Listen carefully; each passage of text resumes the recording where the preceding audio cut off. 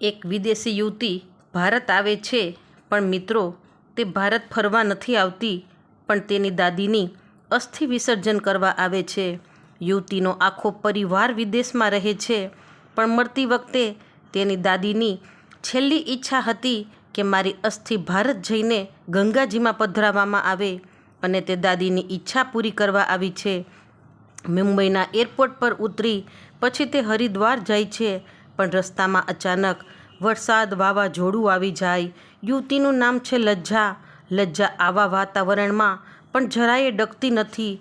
ખૂબ જ હિંમતવાન છોકરી હેમખેમ પોતાની મંજિલ સુધી પહોંચી ગઈ, પણ ત્યાં પહોંચી તો ત્યાં પણ એલર્ટ, કેમ કે વરસાદને કારણે નદીમાં પૂર આવ્યું અને સિક્યુરિટી તેને નદીની નજીક જવા દેતી નથી. પણ બળજબરીથી તે અસ્થિ પધરાવા જાય છે. ત્યાં પોતે પણ ભયાનક પૂરમાં તણાવા લાગે છે. તરત જ નેવીના માણસો મહામહેનતે તેને બચાવી બહાર કાઢે છે. પણ લજ્જાનું એટલું ખાસ સગું વાલું હતું નહીં કે તરત તેની પાસે દોડી આવે. લજ્જાના માતા પિતા પણ તેની ખૂબ ચિંતા કરતા હતા. તેના પિતા એક મોટા રાજકારણી હતા. ઈમાનદાર વ્યક્તિ તરીકે તેની છાપ ખૂબ સારી હતી. પૈસે ટકે પણ સદ્ધર હતા. લજ્જા દાદીની ખૂબ લાડકી દીકરી હતી, એટલે જ તેને દાદીને વચન આપ્યું હતું કે દાદી, હું જ તમારી અસ્થિ વિસર્જન કરવા જઈશ, તમે ચિંતા ના કરતા. અને તરત જ દાદીનો જીવ ચાલ્યો જાય છે.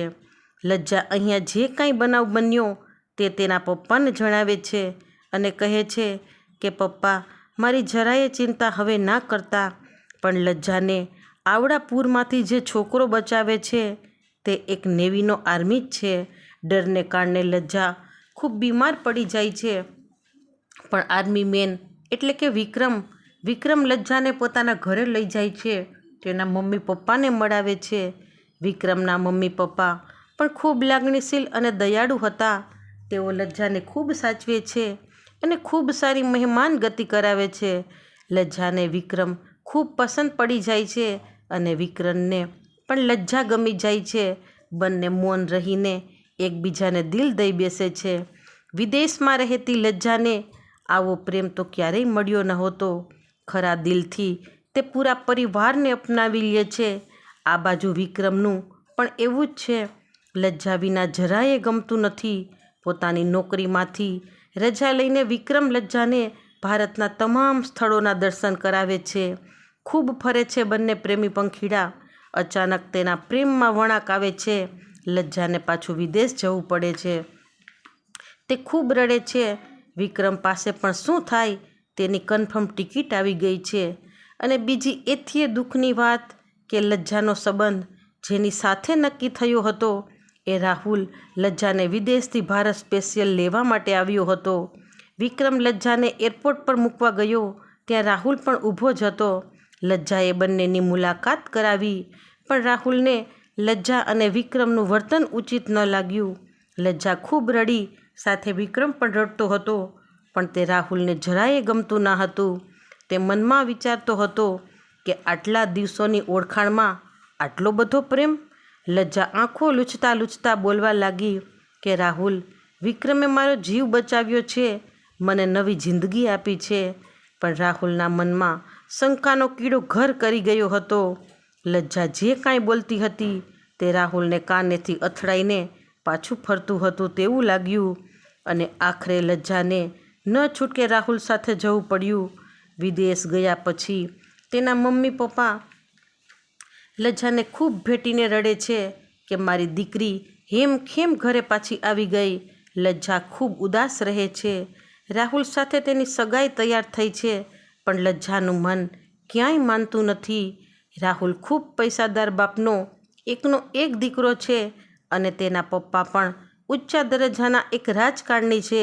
બંનેના પપ્પા વચ્ચે એક સારી દોસ્તીના સંબંધ છે અને ના છૂટકે લજ્જાને રાહુલ સાથે સગાઈ કરવી પડે છે. લજ્જા પોતાની મમ્મીને તેના અને વિક્રમના સંબંધની વાત કરે છે. તેની મમ્મીને તો મોટો આઘાત લાગે છે કે બેટા, આ તું શું બોલે છે? તારા પપ્પાની બદનામી થશે. રાજકારણમાંથી પણ તેને નીચું જોવાનો વારો આવશે. અને બેટા, તું રાહુલના પપ્પાને ક્યાં નથી ઓળખતી? તેને જો આ વાતની ખબર પડશે કે મારા દીકરા સાથે આવું થયું છે તો આપણા શું હાલ કરશે, એ તને ભાન છે? લજ્જા ખૂબ રડે છે કે શું તો હું મારા પ્રેમનું બલિદાન આપું? અને આ બધી વાતો તેના પપ્પા સાંભળી જાય છે. લજ્જાના પપ્પા પહેલેથી જ એટેકના પેશન્ટ છે અને એમાંય લજ્જાની વાત સાંભળીને તો તે બેડ પર પડી જાય છે. લજ્જા તેના પપ્પાનો હાથ પકડી ખૂબ રડે છે અને તેના પપ્પાને વચન આપે છે કે પપ્પા, મારા મેરેજની તારીખ નક્કી કરો, હું રાહુલ સાથે લગ્ન કરી લઈશ. અને આ બાજુ વિક્રમનું મન ક્યાંય લાગતું નથી. તે પોતાની નોકરી છોડી, દેશ છોડી લજ્જા પાસે જવાનું વિચારે છે.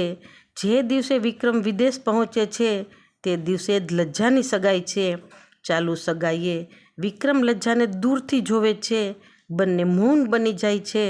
લજ્જા વિક્રમને જોઈ એકદમ દોડતી આવે છે અને ત્યાં આવેલા મહેમાનો, સંબંધીઓ, રાજકારણીઓ, મોટી મોટી હસ્તીઓ બધા જોઈ રહે છે કે આ શું.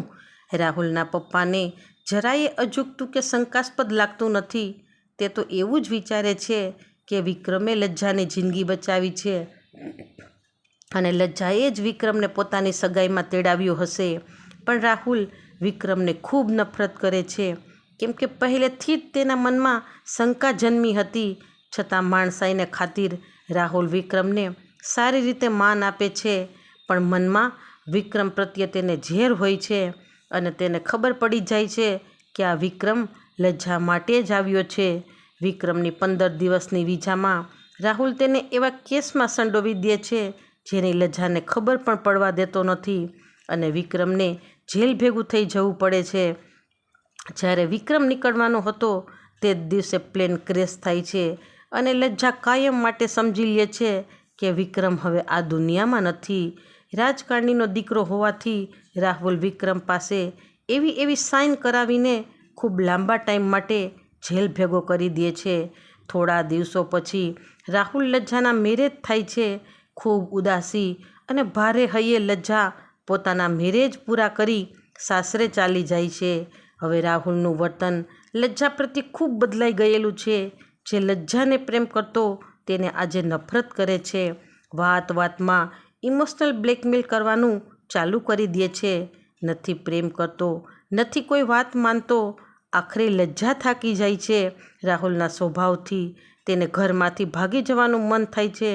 વિક્રમની યાદ આવે છે પણ વિક્રમ તો આ દુનિયામાં નથી. અને એક દિવસ લજ્જા નિર્ણય લઈ લે છે કે કોઈને કીધા વગર ફરી પાછી ભારત વતનમાં આવી જાય છે અને સીધી વિક્રમના ઘરે જ જાય છે. તેના મમ્મી પપ્પાને ખૂબ ગળે લગાવીને મળે છે અને કાયમી તેની સાથે રહેવાનો નિર્ણય લઈ લે છે. દીકરાના આઘાતમાં ડૂબી ગયેલા આ મા બાપને તો દીકરો પાછો આવ્યો હોય એવું લાગે છે. થોડાક વર્ષોમાં તો લજ્જા એક ચેરિટી ક્લબ શરૂ કરી દે છે. અનાથ બાળકોને સાચવવાનું, વૃદ્ધોની સેવા કરવાનું, એવી તો ઘણી બધી સેવા પ્રવૃત્તિમાં પોતાનું મન લગાડી દે છે. એમ કરતાં કરતાં વિક્રમના માતા પિતા પણ વૃદ્ધ થઈ જાય છે. લજ્જા તેના મમ્મી પપ્પાનું ખૂબ સેવા કરે છે. વાતને તો 10 વર્ષ વીતી જાય છે. વિક્રમને જેલમાંથી છૂટો કરવામાં આવે છે અને તેના વતનને સોંપવામાં આવે છે. વિક્રમ જ્યારે ઘરે પહોંચે છે તો આ શું, લજ્જા અને વળી તેના ઘરમાં લજ્જા અને વિક્રમના મમ્મી પપ્પા બધા વિક્રમને મરેલો જ માનતા હતા. પણ અચાનક તેને જોઈને બધા આશ્ચર્યમાં મુકાઈ જાય છે. વિક્રમ માંડીને બધી વાત કરે છે અને બંને એકબીજાને ભેટી પડે છે. વર્ષો પછી પોતાના પ્રેમને જોઈ વિક્રમ ધ્રુસકે રડી પડે છે અને એક નવા જીવનની શરૂઆત કરે છે. તો ફ્રેન્ડ્સ, કેવી લાગી એક વિદેશી યુવતી લજ્જા અને એક ભારતીય યુવક વિક્રમની પ્રેમ કહાની? જો આ કહાની પસંદ આવી હોય તો please like, share and subscribe.